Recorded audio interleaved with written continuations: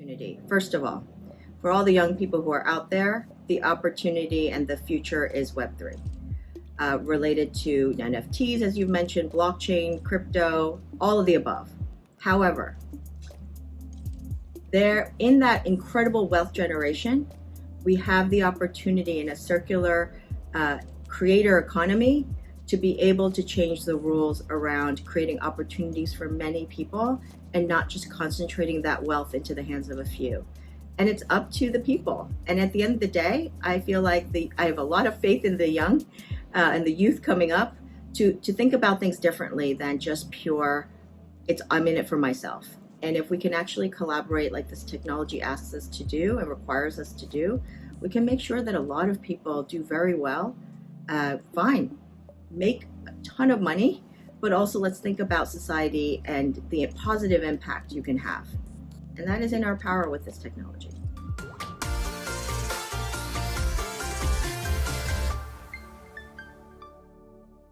Sandra, it's great to speak to you again. Thanks for taking time to speaking to us. Well, thank you for having me, Chris. Wonderful to be here. All right, so let's just get started. For those of us who may not know you, can you just tell us a little bit about who you are and what you do? So my name is Sandra Ro. I'm the CEO of the Global Blockchain Business Council. Okay, so let's just then get straight into it. Tell us a little bit about the Global Blockchain Business Council. Specifically, I'd like to know about what's its purpose and who does it serve? Absolutely. So the Global Blockchain Business Council is a mouthful, so we refer to it as Gbbc. It is a not-for-profit Swiss-based association focused on helping with education, advocacy, and partnership with respect to emerging technologies like blockchain and digital assets. So think of us as educators and connectors around the world. We currently have 500 institutional members across 95 jurisdictions with 178 ambassadors, and we are growing. And we just turned 5 years old.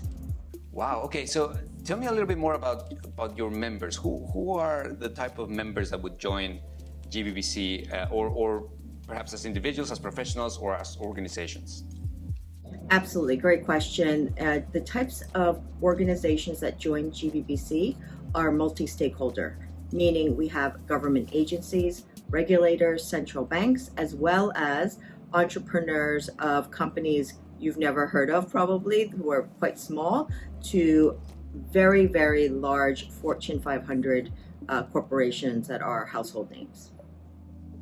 And I think we just can go straight into addressing the big news that was recently released at the World Economic Forum in Davos, which is the merger of Gbbc and GDF. Absolutely. Yes, that was very exciting for us back in May. Normally Davos is not in May, but it happened to be this year in 2022. We were in Davos and we basically, number of years in the making, but we merged with Global Digital Finance, which is a UK-based organization doing similar work. They focus on codes of conduct for the crypto industry and lots of fantastic reports that are developed by the group. We are now, with that group, a 500 plus institutional membership, as I mentioned. But what's more important is that GDF is now called Gbbc Digital Finance. It will represent all financial services under the name of GDF. So what does that mean? It means big financial institutions, the TradFi, meeting with regulated and not regulated crypto firms offering different services coming together. It will cover everything from insurance, taxation, and real estate and financial services banking. Right, so that's really exciting. I'd like to just double click on that and help me understand a little bit more. What are the additional capabilities that Gbbc will now be able to do thanks to the merger?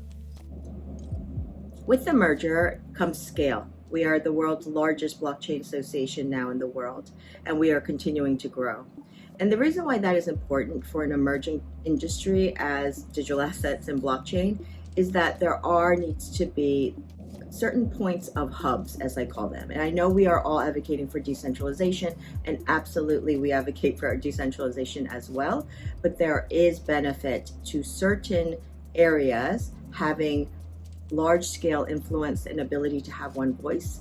And I think that is what we are looking to achieve and have done, and actually in lots of different pockets. But there's a lot of work for us to do, and we need to do it together. Right, and when you say have one voice, what sort of activities do you collectively perform with this one voice from the professionals? Let me give one example of something that we developed 3 years ago. It was around mapping the global landscape. There is so much work going on, whether it's policy or regulatory or related to technical standards. There's a lot of work being done, but someone asked me a very simple question. What's the global landscape look like?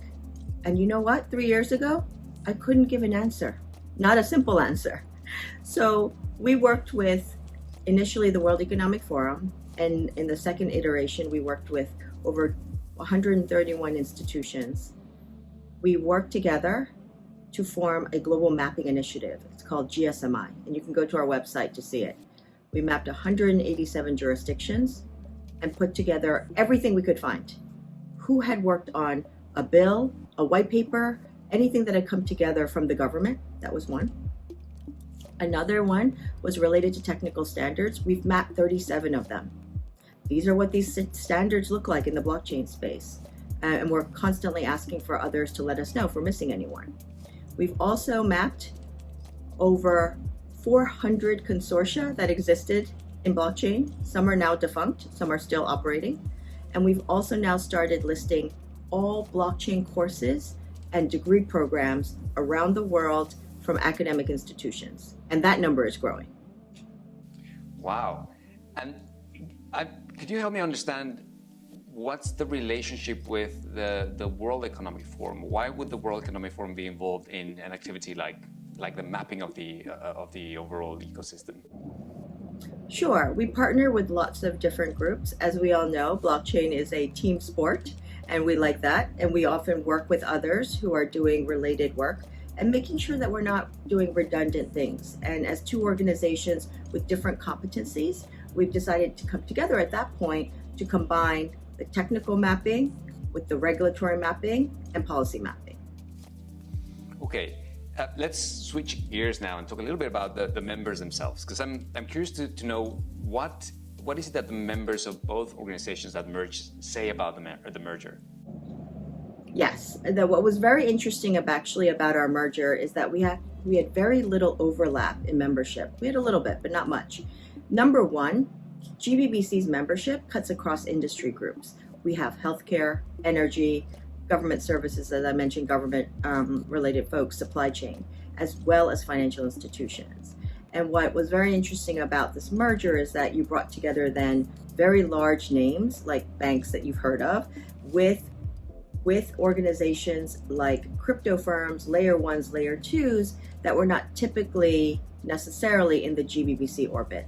So combining those two groups, what are we doing? We are saying, look, old school, old world, new world, coming together and finding collaboration and ways to build bridges, because that's the only way we're going to scale and grow this amazing industry. Right, and I think that's absolutely essential, right? Because for those of us who have worked in the financial services industry, we know that these new technologies that are coming up, they represent a big gap and a big bridge that needs to be crossed, right? So I think that's a fantastic initiative. Absolutely, and I'm a former banker, and I will tell you there are a lot of great things that bankers can learn, or the banking industry can learn from the crypto and particularly the DeFi world, but also there are gaps in what the crypto and some of the DeFi folks know about how traditional finance works, and trying to figure out either one, you adopt some of it, or two, actually it's not that great, we're going to come up with a new blueprint. But I think understanding the regulatory, the requirements, legal aspects, compliance aspects are very important. I really love that approach, because I think what we've seen in especially in crypto is that we see a lot of polarization, and we see almost competing views and ideologies of how we should run our economies and our monetary systems and our financial systems, especially around these centralized versus decentralized. And I think what you're proposing here is much more of a convergence rather than a divergent view of how these things develop. Absolutely. For those who are on the cutting edge doing extremely innovative work I think that's fantastic. But in terms of being able to scale and incorporate into where most of the population sits in the world, which is traditional infrastructure, I think we do need to figure out how that will have a home and grow. Yeah, indeed. All right, tell me a little bit about what are the post-merger aims and vision for Gbbc?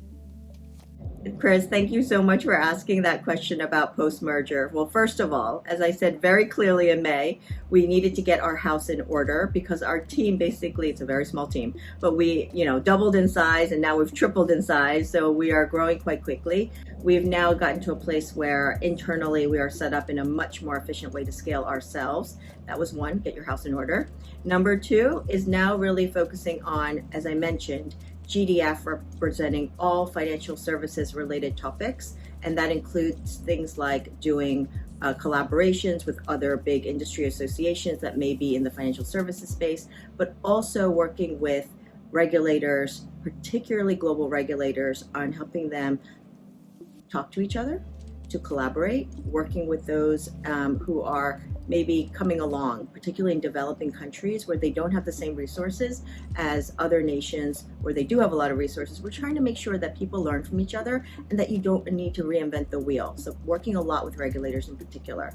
And then from a larger GBBC perspective, it's the exciting part. Almost every aspect of every industry involves financial services. But we think it's very important that we talk about the opportunities in clean energy. Energy in particular is a huge topic for us. Government services, healthcare, supply chain, as I mentioned before. There's many more. Right. So if I understand correctly, then you play GBBC will play a critical role in ensuring that the various jurisdictions get to collaborate, get to work together in basically defining how the industry evolves. Absolutely. So for those who are looking to scale, industries that are looking to scale, some of the most fundamental things I hear over and over again: common language definitions, common frameworks and standards. That is how actually most of the tech industry has scaled, is we've come up with common frameworks for how we're going to operate. And that's critically important if we expect billions of people to use a particular technology or set of services. So far, we've been talking about the great benefits of the merger, also the benefits to the industry of having this group of professionals coming together and putting their expertise together. Let's talk a little bit now about the concerns that may exist in how this technology can be used to develop not just financial services, but other industries as well. Is there anything that you think we should be concerned about the future of use of blockchain? I think there's quite a few things to be concerned about, but I will highlight just a couple here. Number one, technology, like any other technology, and blockchain is nothing special in this way, can be used for amazing use cases for good of humanity. It can also be used for terrible purposes. And I think we need to be very clear as a community and as a global world of builders of how we're going to define how this technology is used. Will we allow it to be used by rogue governments to do all sorts of awful things to their citizens because they now have more insight? I think we need to draw lines and be very clear about data privacy in what how this technology is used. I think that's a big area we need to spend a lot more time on. Ethical usage of technology and data. And that's something I fear that governments could use in a very negative way if given license, carte blanche license. And then another area, are we going to, using this technology, just focus on use cases that just make a few people richer? Are we going to do the same thing that Web 2 did, which is to concentrate power in the hands of maybe 5 big companies? Are we going to widen the opportunity set? Are we going to democratize how people can actually gain wealth in this next multi-trillion-dollar industry in the making? I think that's incredibly important that we all think about that. Opportunities everywhere. Right, and in line of making sure we keep those concerns in mind and in check, is there anything that Gbbc wants to ensure that happens at the regulatory level to ensure that those checks and balances are carried through in the development of blockchain and in development of its use across industries? Yes, I think there are a couple areas that all of us could spend a lot more time on. I'm going to give 3.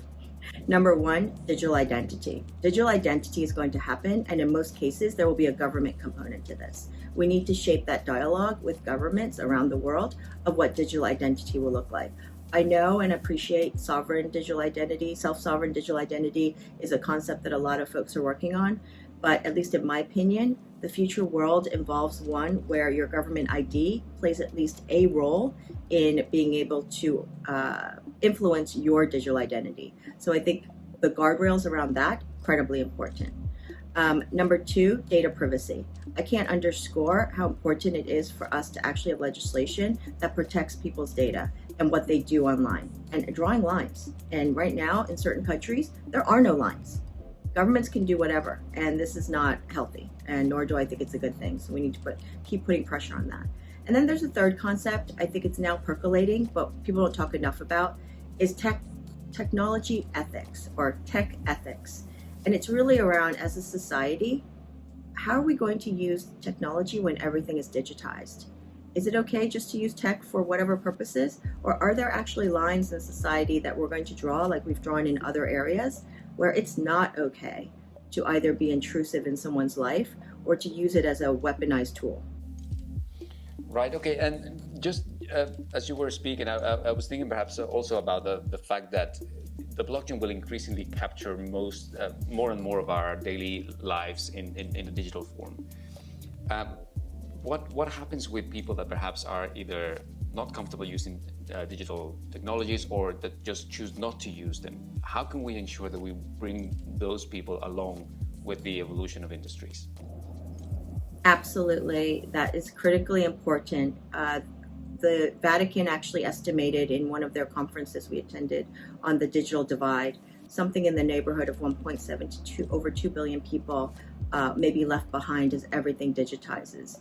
Groups like the Vatican and United Nations are actually incredibly focused on this. Number one, there are people who just don't even have access to basic electricity, let alone internet. So how do we actually make sure that there is a way to get digital information because everything is digitizing? At some point, it becomes a human right to have access to the internet. But then here's another point. What about education? If you're illiterate and you can't even read, and on top of that don't have access to internet, you've now just compounded the problem. So I think these are areas where we need to have policy. We need to work with multi-stakeholders like the United Nations and different groups to really make sure that we don't leave 2 billion people behind. Sandra, with the emergence of blockchain and DeFi models and Web3, we almost see like a rush for fast money. We see a lot of people wanting to get into crypto, into NFTs, and of course this tends to be more of the younger generation. So, what's your thought about how this is creating perhaps an interest in fast money and the sustainability of this model as we implement the technology forward? Well, Chris, thank you so much for that question. There is a lot related to the opportunity. First of all, for all the young people who are out there, the opportunity and the future is Web3. Related to NFTs, as you've mentioned, blockchain, crypto, all of the above. However, there, in that incredible wealth generation, we have the opportunity in a circular creator economy to be able to change the rules around creating opportunities for many people and not just concentrating that wealth into the hands of a few. And it's up to the people. And at the end of the day, I feel like I have a lot of faith in the young and the youth coming up to think about things differently than just pure, I'm in it for myself. And if we can actually collaborate like this technology asks us to do and requires us to do, we can make sure that a lot of people do very well. Fine. Make a ton of money, but also let's think about society and the positive impact you can have. And that is in our power with this technology. Just to close, tell us, where do you see the industry going to in 2030, and whether you think that decentralized infrastructures will end up replacing centralized models of technology governance? So I have been in this space for 10 years now. It's hard to believe that I'm saying that, but we've watched an evolution over the last 10 years. think about the fact that no one was talking about blockchain or digital assets or CBDCs 8 years ago, and look at today, every government's pretty much talking about it. This industry has done pretty transformative, amazing things already. Where do we end up by 2030?